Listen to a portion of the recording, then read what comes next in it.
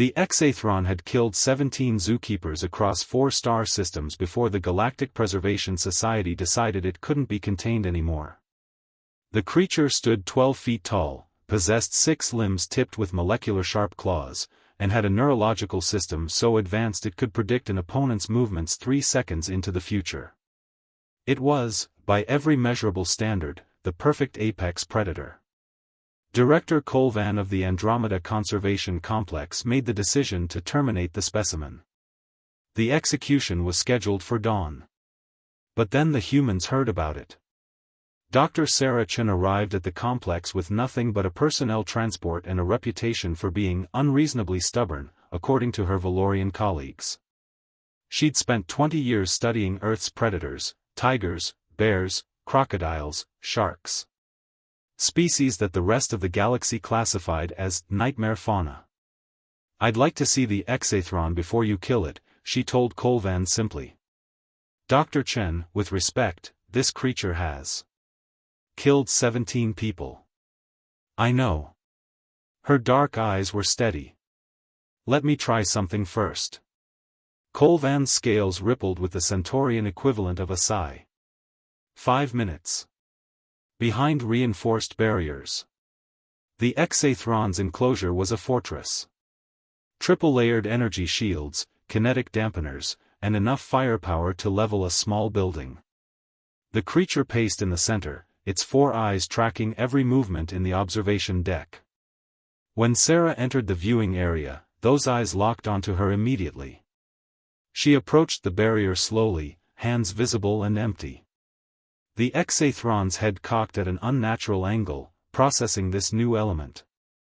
Its predictive cortex was calculating attack vectors, escape routes, threat levels.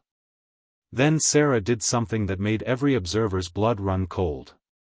She deactivated the inner shield. "Dr. Chen, no." Colvan lunged for the controls, but she'd locked them out.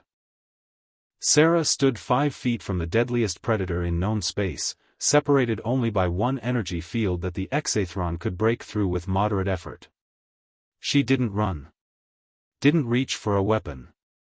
Didn't even flinch. Instead, she met the creature's 4-eyed gaze and held it. Her stance was relaxed but grounded. Her breathing slow and controlled. Every muscle in her body communicated the same message, *I am not prey. I am not a threat. I am simply here, *. The Exathron's predictive cortex whirred through scenarios.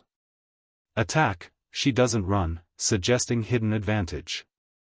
Intimidate, no fear response, suggesting apex status. Retreat, she advances calmly, suggesting territorial claim. The calculation spiraled. Nothing in the creature's evolutionary programming accounted for a being that registered as both predator and pack.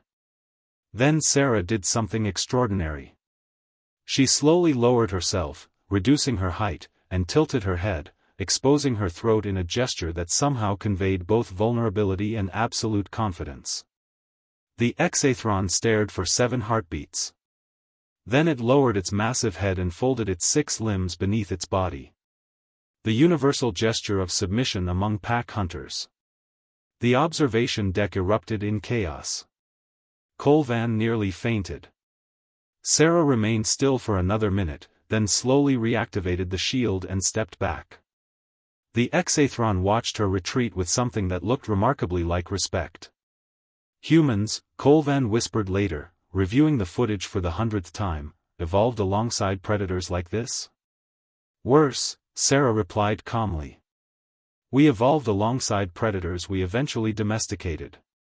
We learned their language before we invented writing. The Exathron recognized something in me, a species that doesn't just survive apex predators. We befriend them." The Exathron lived another 30 years. It never harmed another keeper. But it would only accept food from humans, and when children visited the zoo, it would press its massive head against the barrier and close all 4 eyes.